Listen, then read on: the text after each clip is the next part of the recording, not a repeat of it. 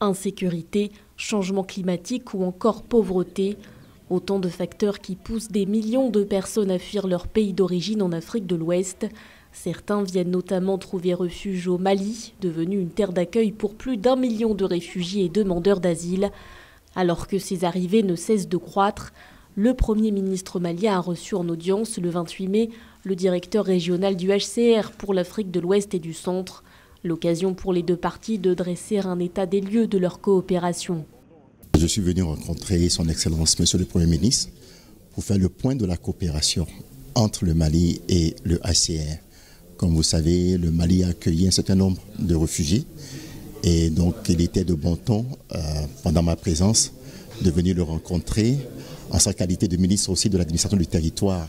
Donc il y a le ministre de tutelle donc, du HCR pour lui faire un peu le point des différents dossiers au titre de cette coopération avec le HCR. Si le Mali est connu pour sa politique de porte ouverte en faveur des réfugiés, les besoins humanitaires sont d'autant plus grands dans la mesure où le pays est aussi confronté à une crise de déplacement forcé. D'après les chiffres du Bureau de la coordination des affaires humanitaires de l'ONU, le Mali comptait en 2024 plus de 330 000 déplacés internes. Face à ce défi majeur, les autorités espèrent obtenir davantage de financements pour assurer la réponse humanitaire. Des financements urgents à l'heure où l'insécurité alimentaire modérée ou aiguë touche près d'un quart de la population selon l'UNICEF.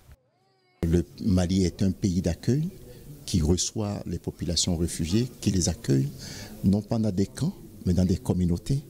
Et comme on peut imaginer, tant que les populations sont là et sont dans les communautés, à un moment donné, il faut s'assurer que l'assistance ne soit pas seulement pour les réfugiés, que l'assistance aussi puisse bénéficier, n'est-ce pas, aux populations qui les ont reçues et qui ont partagé avec ces réfugiés le peu de ressources qu'ils ont.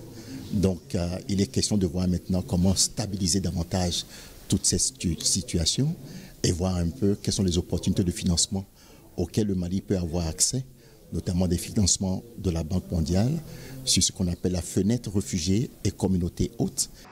Un appui financier de la Banque mondiale qui pourrait se chiffrer à 100 millions de dollars.